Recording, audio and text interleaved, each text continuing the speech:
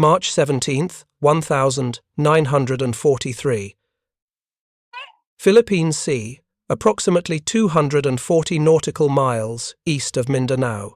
Lieutenant Commander Takeshi Maeda stood motionless in the control room of I-176, his hand raised in the universal submarine gesture for absolute silence. Through the steel hull, transmitted through water with crystalline clarity, came a sound that shouldn't exist. Ping. A metallic pulse, sharp and deliberate, penetrating the ocean like a hammer striking an anvil. Then another, each pulse arriving with mechanical precision, sweeping through the darkness, painting invisible pictures of everything hidden beneath the waves. Ping. Ping. Ping. Maeda's sonar operator, Petty Officer Hiroshi Nakamura, sat frozen at his station, headphones pressed against his ears, his face drained of color. Around the control room, 27 men held their breath, each understanding that something fundamental had changed in the nature of undersea warfare. Before we jump back in, tell us where you're tuning in from, and if this story touches you, make sure you're subscribed because tomorrow I've saved something extra special for you. The Americans were listening. More than listening, they were seeing. Through sound, through technology Maeda had only heard rumors about, they were transforming the ocean's protective darkness into transparent medium where submarines had nowhere to hide. I-176 had been stalking an American destroyer for 40 minutes, maintaining depth at 180 feet, moving at silent running speed through water Maeda had considered his domain.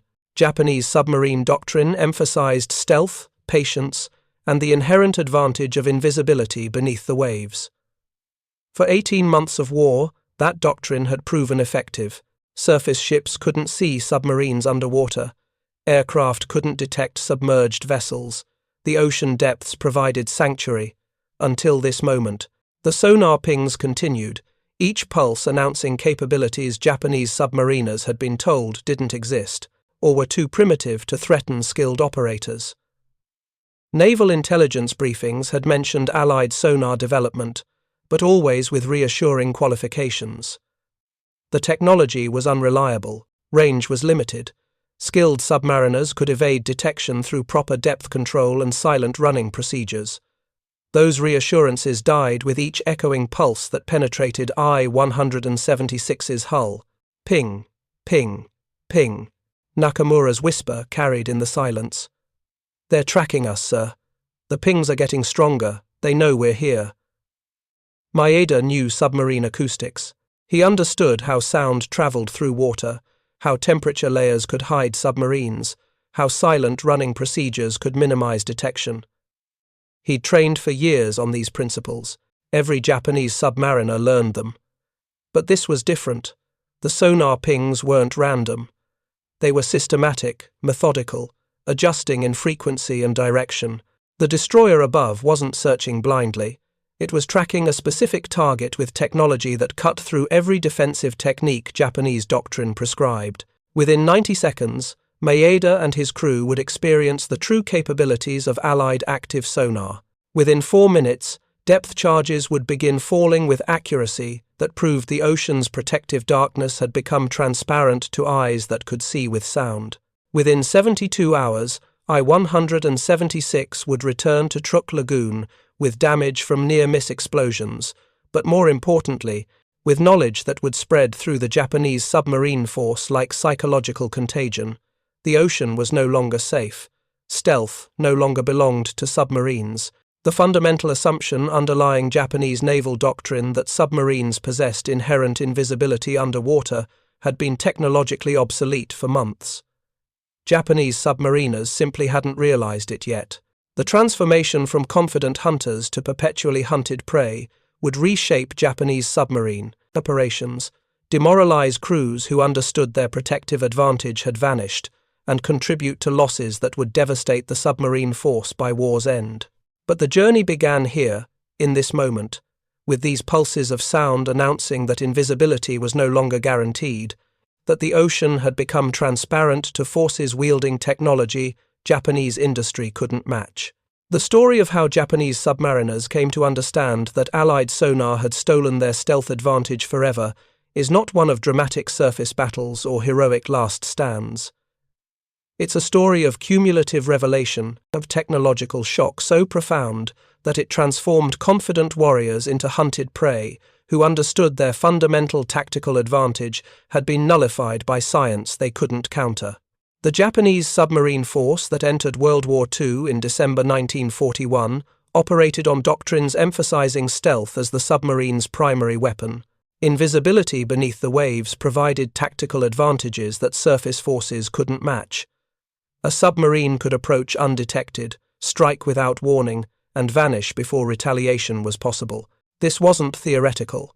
It was proven reality validated through decades of submarine development and tactical evolution. Every navy understood that detecting submerged submarines was extraordinarily difficult. Visual observation ended when submarines dived. Magnetic detection worked only at close range. Acoustic detection through passive listening could locate noisy submarines but couldn't provide precise targeting data. Japanese submarine commanders like Lieutenant Commander Maeda operated with confidence grounded in this reality. Their submarines, when properly handled, were effectively invisible to surface forces. Silent running procedures, shutting down non-essential machinery, reducing speed, maintaining depth discipline, could render submarines virtually undetectable, even to ships passing directly overhead. Confidence shaped operational planning. Japanese submarines would approach enemy task forces submerged, relying on stealth to close to torpedo range. They would wait patiently at patrol stations, invisible beneath the surface, listening for approaching targets. They would evade pursuing forces by diving deep and running silent, trusting that the ocean's depths provided sanctuary. Japanese submarine training emphasized these stealth techniques obsessively. Commanders drilled their crews in silent running procedures until every man could move through the boat without creating detectable noise. Machinery operators learned to identify and eliminate acoustic signatures. Sonar operators trained to detect enemy vessels while minimizing their own submarine's sound emissions.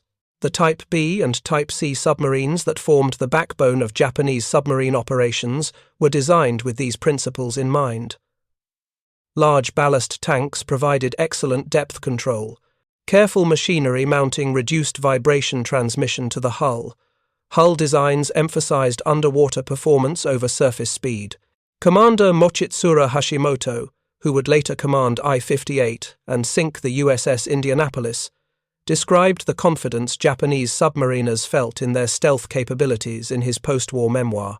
"We believed ourselves masters of the underwater domain," he wrote. "Surface ships could not see us. Aircraft could not detect us beneath the waves. We could approach, attack, and withdraw before the enemy understood what had struck them." This confidence was reinforced by early war successes. Japanese submarines participated effectively in the Pearl Harbor operation, conducted reconnaissance missions off American bases, and sank Allied warships in the first months of conflict. I-6 sank the aircraft carrier USS Wasp in September 1942. I-19 torpedoed USS North Carolina and destroyer USS O'Brien, while simultaneously hitting the carrier USS Wasp with a spread that demonstrated impressive tactical skill. These successes confirmed what Japanese doctrine taught.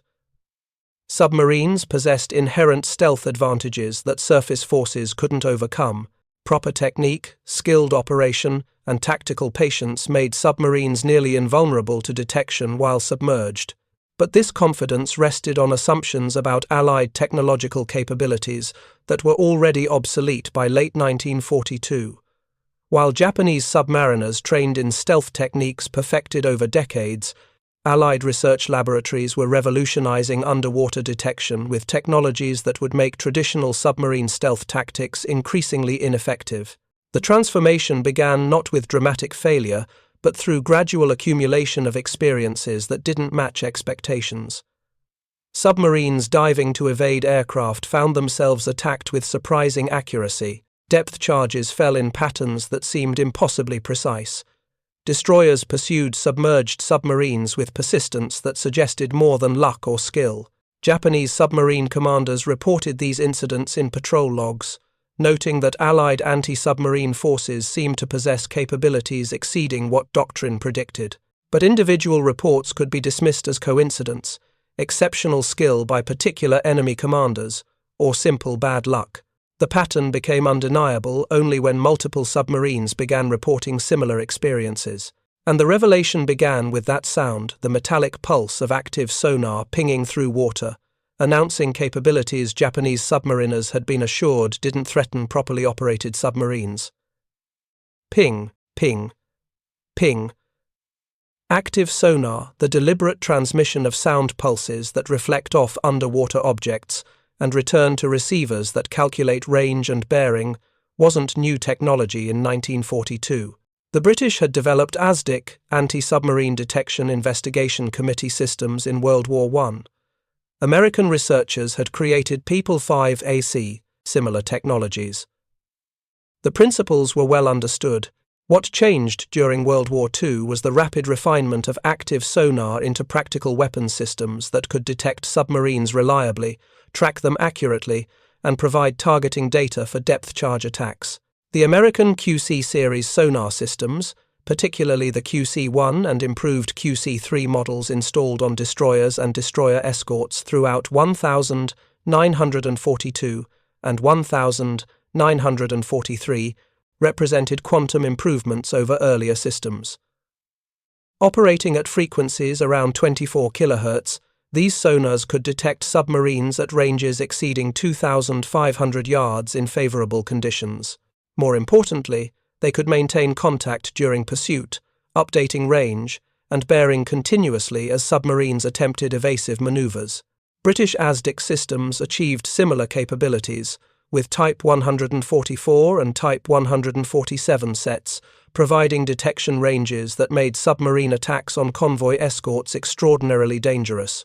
Combined with improved depth charge patterns, these systems transformed anti-submarine warfare from chance encounter into systematic hunting. For Japanese submariners encountering these systems for the first time, the experience was profoundly disorienting. The metallic ping of active sonar penetrating the hull announced that invisibility, the submarine's fundamental tactical advantage, could be technologically negated. Petty Officer Nakamura, I-176's sonar operator, would later describe his first encounter with Allied active sonar to fellow crewmen at Truk. "The sound was like nothing we'd trained for," he said. "It wasn't passive listening for propeller noise or machinery sounds. It was active, deliberate, mechanical. Each ping felt like a searchlight sweeping through the water, and we were illuminated in its beam." The psychological impact went beyond the immediate tactical situation. Japanese submarine doctrine was built on assumptions about stealth that active sonar violated fundamentally.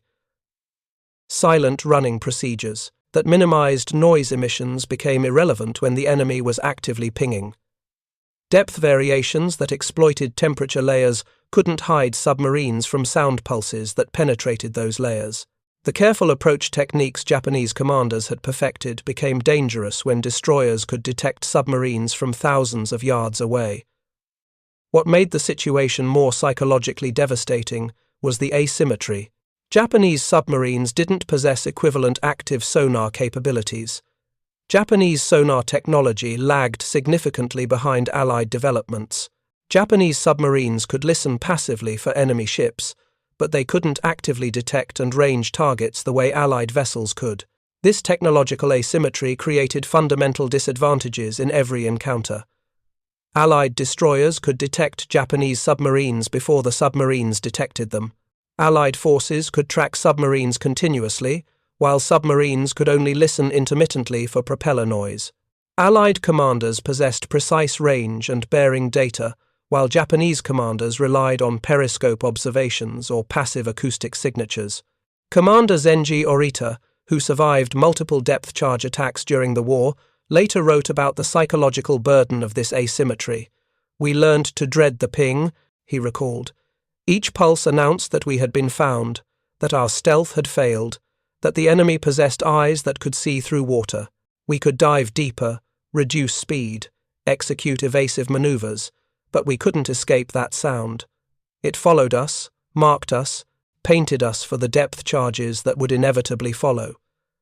Telling and preparing this story took us a lot of time, so if you are enjoying it, subscribe to our channel. It means a lot to us. Now back to the story.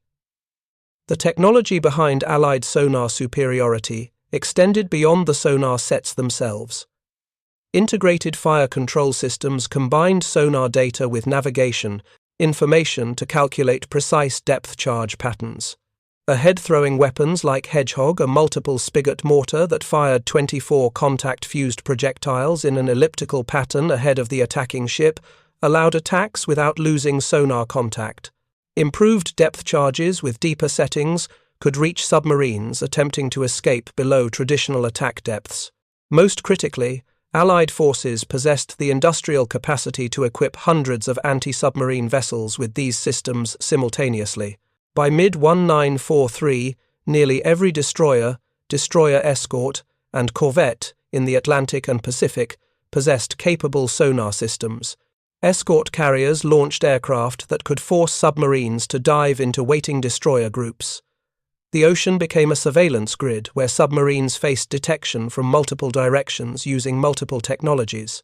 For Japanese submariners, each encounter with these capabilities reinforced the same lesson. Stealth was no longer guaranteed, invisibility was no longer reliable, and the ocean depths no longer provided sanctuary against forces wielding technology that could penetrate darkness with sound.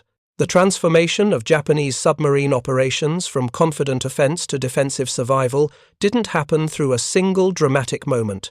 It occurred through accumulated experiences, as submarines encountered Allied active sonar repeatedly, each encounter adding evidence that traditional stealth techniques were increasingly ineffective. I-176's encounter in March 1943 was typical. After detecting the sonar pings, Commander Maeda executed textbook evasive procedures. He went deep to 400 feet, reduced speed to minimal steerage, secured all non-essential equipment, and maintained strict noise discipline. These techniques should have rendered I-176 virtually undetectable. Instead, the pinging continued. The destroyer above maintained contact, adjusting course to follow I-176's evasive maneuvers. After 8 minutes of pursuit, depth charges began falling. Not random patterns dropped on educated guesses, but precisely calculated attacks that bracketed I-176's position. Explosions hammered the submarine, rupturing pipes, shattering light fixtures, causing minor flooding in the aft torpedo room. Maeda went deeper, to 500 feet, approaching the submarine's maximum safe depth. The pinging followed. More depth charges fell. Closer this time, the concussions violent enough to throw crewmen against bulkheads. Only after 37 minutes, when the destroyer apparently exhausted its depth charge supply, did the attack cease. I-176 survived, limping back to truck with damage that required 2 weeks to repair. But the crew had learned what dozens of other Japanese submarine crews were learning throughout 1943. Allied sonar could track submarines through standard evasive procedures, and depth charges guided by that tracking could destroy submarines even at depths previously considered safe. Similar reports filtered through the submarine force. I-21, patrolling off Espiritu Santo in April 1943, reported being tracked by destroyer sonar for over an hour, despite executing multiple course changes and depth variations. I-25, operating near the Aleutians in May, barely escaped a 4-destroyer hunter-killer group that maintained sonar contact despite fog and rough seas that should have degraded detection capabilities. I-34, near Guadalcanal in June, didn't escape. She was sunk with all hands by destroyers using sonar and depth charges. The pattern was consistent.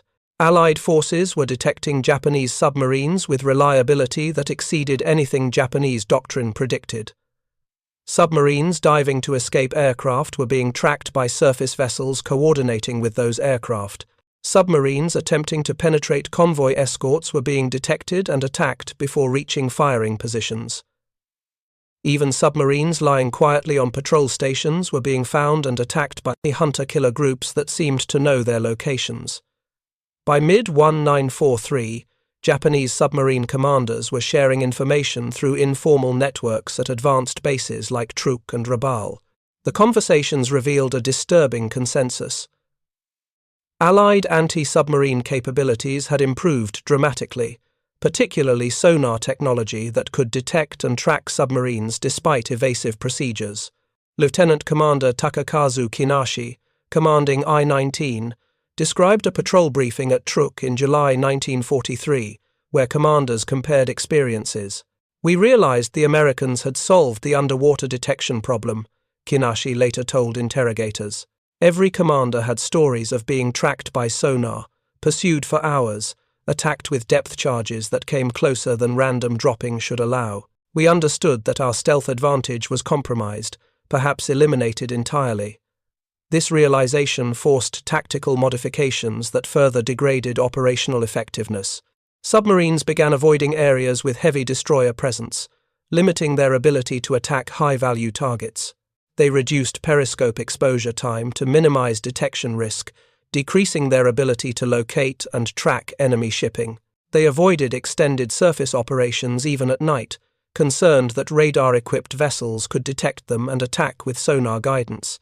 Most significantly, Japanese submarines began operating with a defensive mindset fundamentally at odds with their offensive mission. Instead of hunting aggressively for targets, they focused on survival, on avoiding detection, on staying hidden from forces possessing technological capabilities they couldn't match. The psychological burden was immense. Submarine service, once considered elite duty performed by the Navy's finest, became recognized as extraordinarily dangerous. Crews departing on patrol understood they faced enemy forces that could detect them underwater, track them through evasive maneuvers, and attack them at depths once considered safe. The confidence that had characterized early war submarine operations eroded into wariness, then caution, then something approaching dread. Petty Officer Takeo Yamaguchi, who survived 3 depth charge attacks in 1943 and 1944, later described the psychological transformation. "After the first attack where we heard the sonar pinging, every patrol felt different," he recalled. "We knew we could be detected at any moment. Every distant sound might be a destroyer. Every ping might be the beginning of an attack we couldn't escape. The ocean stopped feeling like our home and started feeling like enemy territory where we were perpetually hunted." The Allied advantage in underwater detection technology was just one component of a broader technological and industrial asymmetry that Japanese submariners gradually recognized through operational experience. Allied forces didn't just possess better sonar, they possessed better everything, deployed in quantities that overwhelmed Japanese capabilities through sheer abundance. American destroyer production exemplified this industrial disparity. Between 1942 and 1945, American shipyards launched over 300 Fletcher-class destroyers, plus hundreds of destroyer escorts specifically designed for anti-submarine warfare. These vessels, equipped with advanced sonar, radar, and depth charge systems, flooded the Pacific in numbers Japanese submarine commanders found incomprehensible. On a single patrol in late 1943, Commander Hashimoto observed 9 different destroyers over a 3-day period near the Solomon Islands, all modern vessels, all equipped with radar that could detect surfaced submarines at night, all carrying sonar systems that could track submerged submarines. The coordination between these vessels suggested communications capabilities and operational integration that Japanese forces struggled to match. The radar advantage was particularly devastating when combined with sonar capabilities. Allied destroyers could detect surfaced submarines at night from ranges exceeding 15 miles using surface search radar, then close to attack using sonar to track submarines as they crash-dived. Japanese submarines, lacking comparable radar, couldn't detect approaching destroyers until visual range, by which time the element of surprise had reversed. Depth charge technology also advanced dramatically during the war. Early depth charges required submarine targets to be within approximately 20 feet of the explosion to guarantee destruction. By 1943, Allied navies deployed depth charges with larger explosive charges, deeper setting capabilities, and improved fusing that made attacks effective even with near misses. The Torpex explosive filling 40% more powerful than TNT meant that depth charges needed to be less precise to cause crippling damage. Ahead-throwing weapons like Hedgehog transformed attack tactics. Traditional depth charge attacks required ships to pass over submarine positions, momentarily losing sonar contact. Hedgehog fired projectiles ahead of the attacking ship, allowing continuous sonar tracking throughout the attack. The 24 projectiles fell in an elliptical pattern that covered approximately 130 feet by 140 feet. Any submarine within that area faced multiple contact-fused explosions against its pressure hull. Japanese submariners who encountered Hedgehog attacks described them as psychologically devastating. The sound of multiple projectiles entering the water simultaneously, followed by multiple explosions if any struck the submarine, announced capabilities that exceeded anything Japanese doctrine prepared them to counter. But perhaps most psychologically damaging was the realization that Allied forces could replace losses faster than combat inflicted them. American shipyards were launching destroyers and destroyer escorts at rates that seemed impossible to Japanese submariners who understood their own navy's production. Constraints. When I-176 sank a destroyer escort off New Guinea in September 1943, Commander Maeda noted with grim resignation that the Americans would replace it within months, while Japan struggled to replace submarines lost in the same operation. The acoustic torpedo advantage added another layer of technological superiority. American development of the Mark 24 mine, actually an acoustic homing torpedo called FIDO, created weapons that could be dropped from aircraft and would autonomously track submarine propeller noise. Japanese submarines had no equivalent weapons and no defense against them beyond shutting down propellers, which left submarines dead in the water, unable to maneuver or escape. By late 1943, Japanese submariners understood they were fighting a losing war of technological attrition. Every tactical advantage submarines once possessed, stealth, invisibility, the protective darkness of ocean depths, had been technologically negated or significantly compromised. Meanwhile, Allied forces deployed technologies Japanese submarines couldn't counter and couldn't match. Commander Orita later summarized this recognition in stark terms. "We realized we were fighting blind against enemies who could see us perfectly. They had sonar that detected us at ranges we couldn't match. They had radar that found us on the surface when we were invisible to their eyes. They had depth charges that could kill us at depths we thought were safe. They had industrial capacity to build more ships, more weapons, more sonar sets than we could possibly destroy. We were fighting a war we couldn't win with technology we didn't possess." Faced with technological inferiority, Japanese submarine commanders attempted tactical adaptations designed to minimize vulnerability to Allied sonar detection. These adaptations revealed both the skill of Japanese submariners and the fundamental futility of trying to counter technological advantages through operational technique alone. The first adaptation was extreme depth discipline. Commanders pushed submarines to maximum safe depths, and sometimes beyond, hoping that greater depth would degrade sonar effectiveness or place submarines below the reach of depth charges. I-58 routinely operated at 500 feet during evasive maneuvers, approaching its 600-foot collapse depth. Some commanders exceeded safe limits, risking hull failure to escape sonar tracking. This tactic provided marginal benefits but couldn't eliminate detection. Allied sonar could track submarines to 800 feet or more in favorable conditions. Improved depth charges with settings to 600 feet could reach even the deepest diving submarines. The adaptation bought time during attacks but didn't restore the stealth advantage submarines had lost. The second adaptation was ultra-quiet operations that went beyond standard silent running procedures. Crews learned to communicate through hand signals and written notes rather than whispers. Machinery operators monitored equipment continuously for any sound-producing anomalies. Even routine activities like cooking and sanitation were modified to minimize acoustic signatures. These extreme measures reduced detection ranges, but couldn't make submarines invisible to active sonar. The metallic ping penetrated, regardless of how quiet the crew maintained the boat. Submarines might delay detection by a few minutes, but once sonar made contact, ultra-quiet operations provided no escape. The third adaptation was exploitation of thermal layers discontinuities in water temperature that could reflect or refract sonar pulses. Commanders sought these layers deliberately, positioning submarines within them, hoping to hide from sonar above or below. Temperature layer tactics required precise depth control and understanding of oceanographic conditions. This adaptation was partially effective against some sonar systems, but required conditions that weren't always available, and became less effective as Allied sonar. Operators learned to compensate for thermal layer effects. More advanced sonar frequencies could penetrate layers that stopped earlier systems. The adaptation was tactically useful, but couldn't restore fundamental stealth advantage. The fourth adaptation was attacking only high-value targets worth the risk of detection. Japanese submarine doctrine shifted from opportunistic attacks on any worthwhile target to selective engagement with only the most valuable vessels. Aircraft carriers, battleships, heavy cruisers, loaded transports.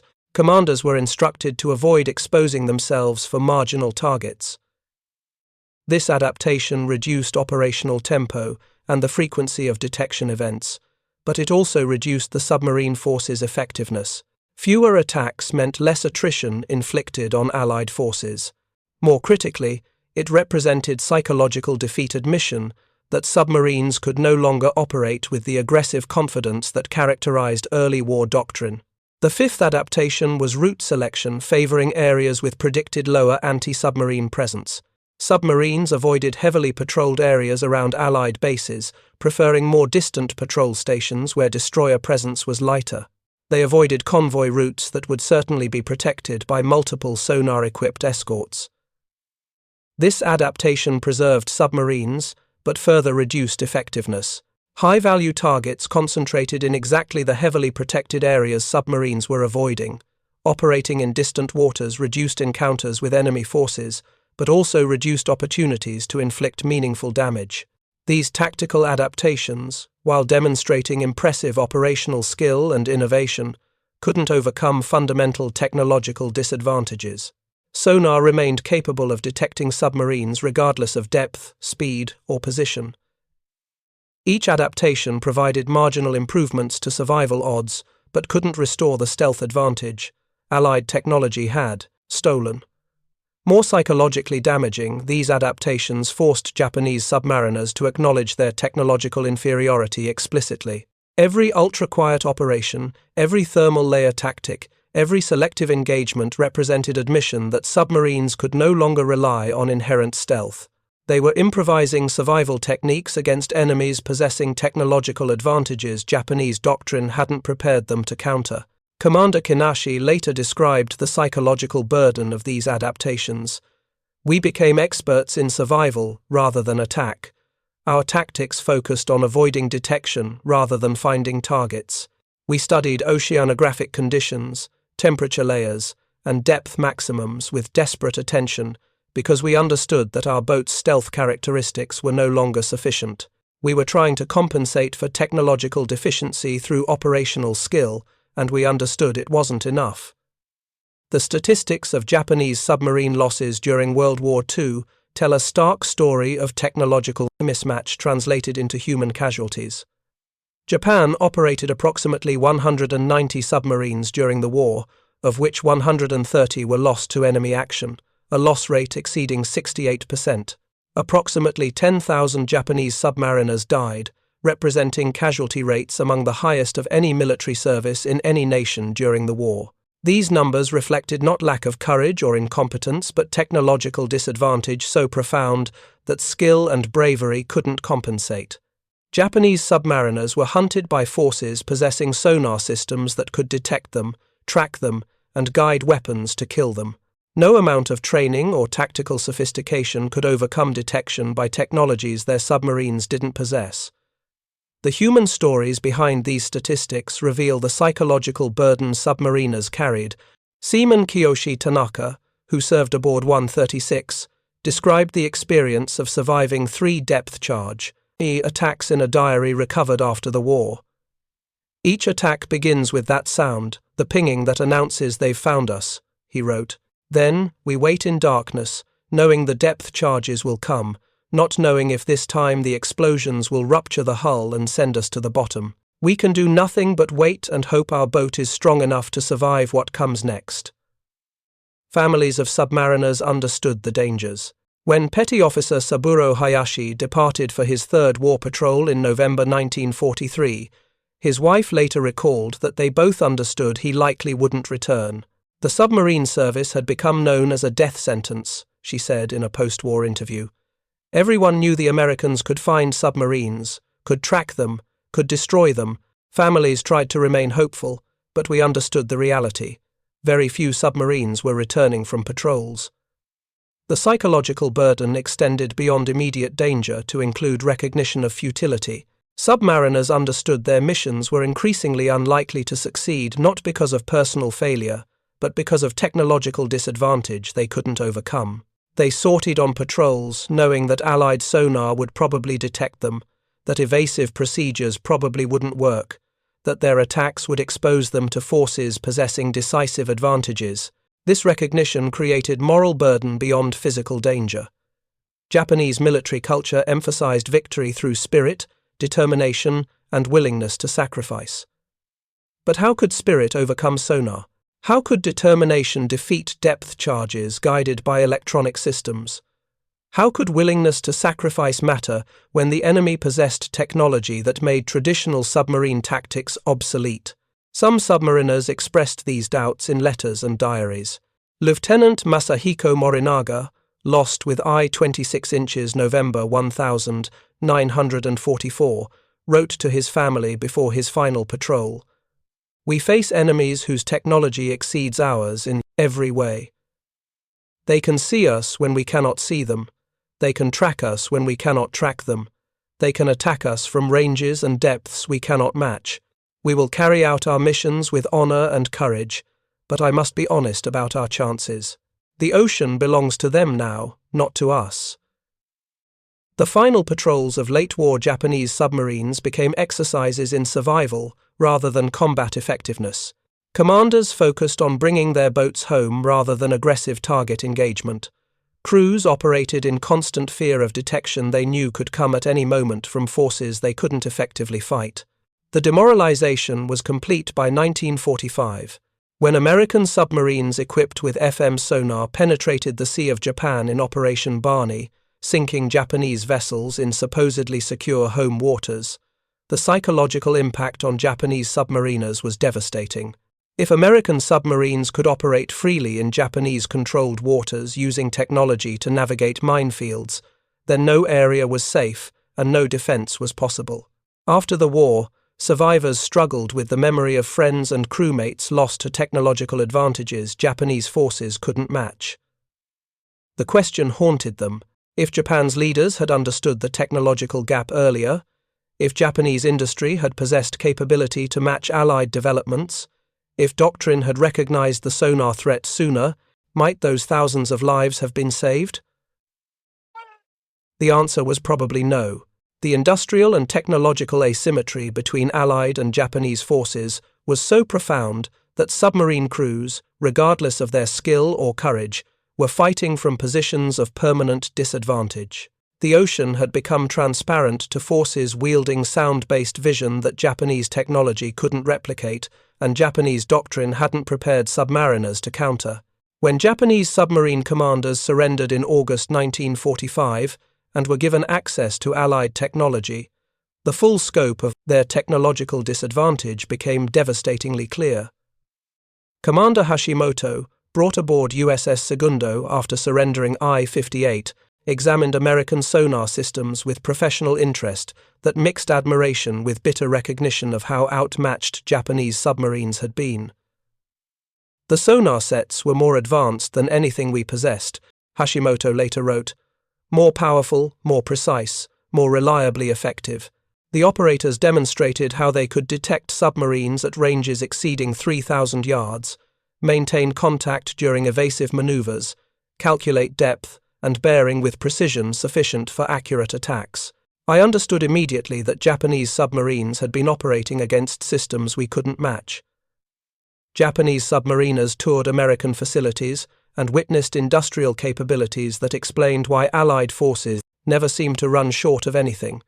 Destroyer production lines launching vessels at monthly intervals. Sonar manufacturing facilities producing sets faster than Japanese factories could produce entire submarines. Research laboratories developing next-generation technologies while Japanese industry struggled to produce current-generation equipment. The technological revelations extended beyond sonar. Radar systems that could detect surfaced submarines at night from extraordinary ranges. Fire control computers that automated calculations Japanese submarines performed manually. Communication systems that coordinated operations across thousands of miles of ocean. Acoustic torpedoes that homed on submarine propeller noise autonomously. Most devastating was the recognition that Allied technology had been improving continuously throughout the war, while Japanese systems remained largely static. The sonar sets that shocked Japanese submariners in 1943 were obsolete by 1945, replaced by more advanced systems with better range, precision, and reliability. Allied forces had been racing ahead technologically, while Japanese submarines operated with equipment and doctrine that became progressively more obsolete. The lessons learned by Japanese submarine veterans influenced post-war reconstruction. They understood that technological superiority determined outcomes in modern warfare more decisively than courage or tactical skill. Industrial capacity to produce advanced systems faster than enemies could destroy or counter them provided advantages that traditional military virtues couldn't overcome. These lessons shaped Japan maritime self-defense force development when submarine operations resumed in the 1950 seconds. Japanese submarines incorporated American sonar technology, learned American tactics, trained with American instructors who explained the technological systems that had hunted Japanese submarines during the war. Former enemies became allies unified by recognition that technological excellence and industrial capacity determined naval outcomes. By the 1980 seconds, Japanese submarines were among the world's finest, incorporating lessons learned through wartime defeat. The submariners who had been hunted by Allied sonar built a submarine force that possessed equivalent technologies. The circle was complete. The detection capabilities that had shocked Japanese submariners in 1943 became standard in their post-war successors. The enduring legacy. The story of Japanese submariners detecting the first Allied sonar pings in the dark waters of the Pacific is more than a moment in wartime history. It is a parable of technological transformation, a moment when centuries of naval intuition, courage, and seamanship collided with the cold, analytical power of science and industry.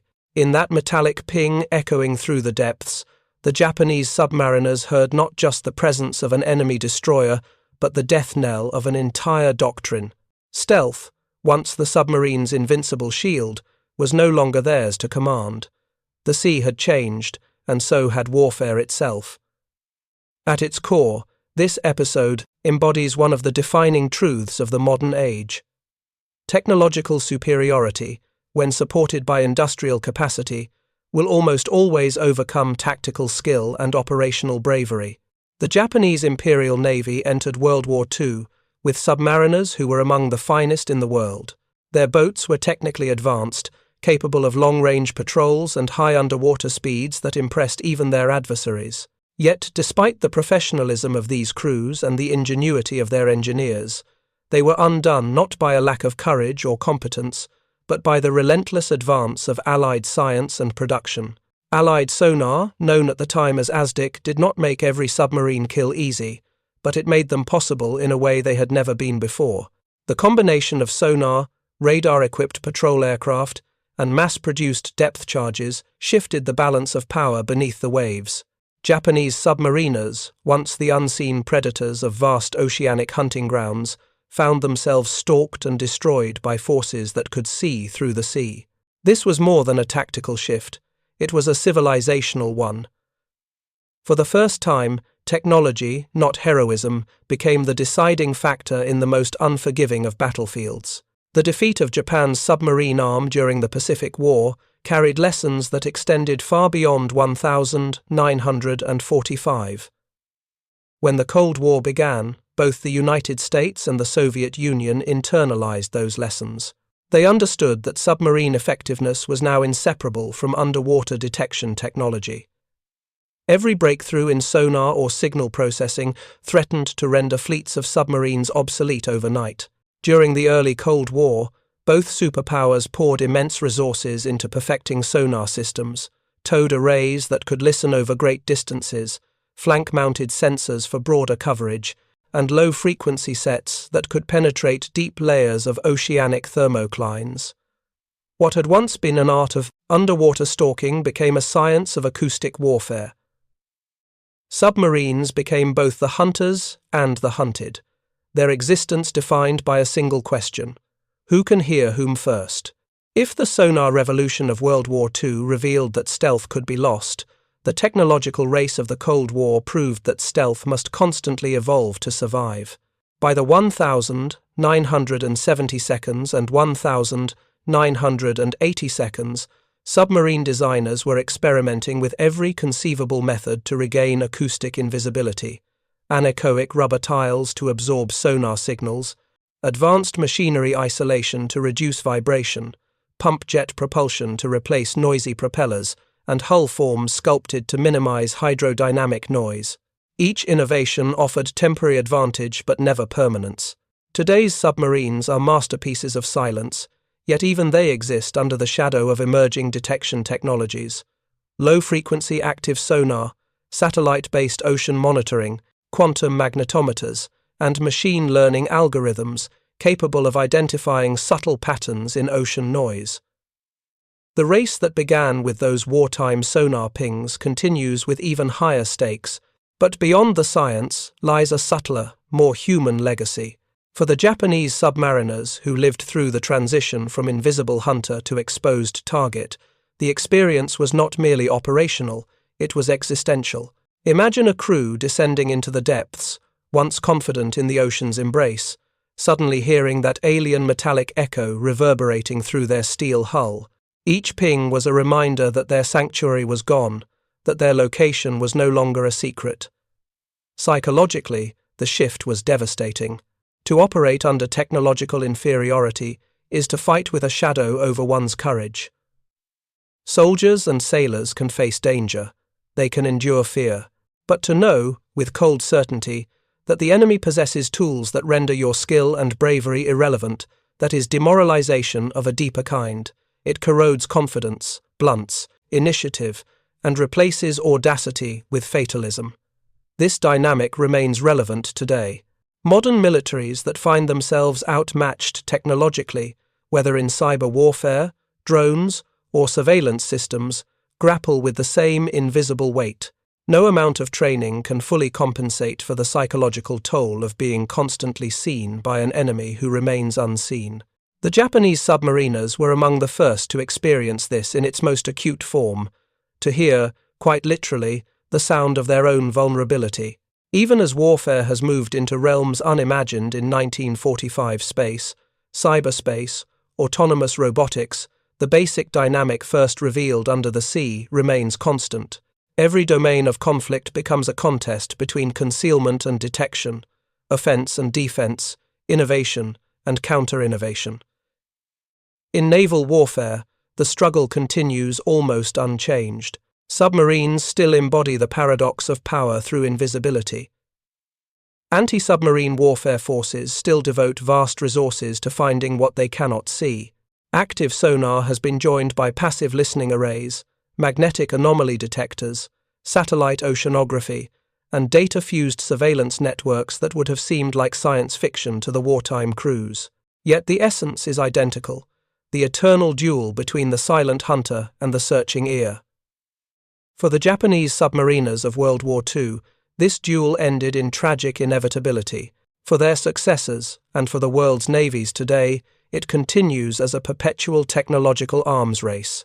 For those who survived the war, the memory of sonar pings was not just a technical phenomenon, it was a haunting soundscape that symbolized the loss of mastery. The ping was the moment when the deep ocean, once a realm of safety and invisibility, became an illuminated battlefield. The darkness itself seemed to betray them. When they later reflected on the war, many former submariners recognized that they had witnessed a turning point in human conflict. The ocean, once humanity's last opaque frontier, had been rendered transparent by science. In that transformation lay a warning that industrialized technology could remake the very nature of combat faster than strategy or tradition could adapt. Their personal experience became a metaphor for a broader truth. Nations that cling to doctrines, no matter how proven by history, will find themselves overtaken by those who master the science that reshapes the battlefield. The courage of individuals cannot offset the strategic blindness of a state that fails to innovate. The Allies' ability to mass-produce sonar sets, corvettes, and depth charges, and to train thousands of operators to use them effectively, demonstrated that industrial modernity itself had become a weapon. Japan's submariners, among the most courageous sailors of the war, found themselves destroyed not by better sailors, but by better systems. The ping that once echoed through the Pacific still resonates, metaphorically, through modern naval strategy. It reminds every submariner that invisibility is a temporary privilege, not a permanent right. It warns every navy that complacency in technology invites disaster. It teaches every strategist that courage and competence, though essential, are meaningless without scientific and industrial power to sustain them. In that sense, the legacy of Japan's submariners is both tragic and instructive. They were witnesses to the moment when warfare turned a corner from the age of valor to the age of velocity, from the dominance of individuals to the dominance of innovation. Ping. Ping. Ping. Those sounds still echo across time, and through every navy's sonar room, a haunting rhythm of technological evolution. They remind us that the ocean, like war itself, reveals its secrets only to those who learn how to listen. The lesson endures. In the modern era, technological superiority is not just an advantage, it is survival. Up next, we have 2 more incredible stories that are waiting for you. Just click the image you want to watch, and it will take you there. If you enjoyed this video, make sure to subscribe. It would mean a lot.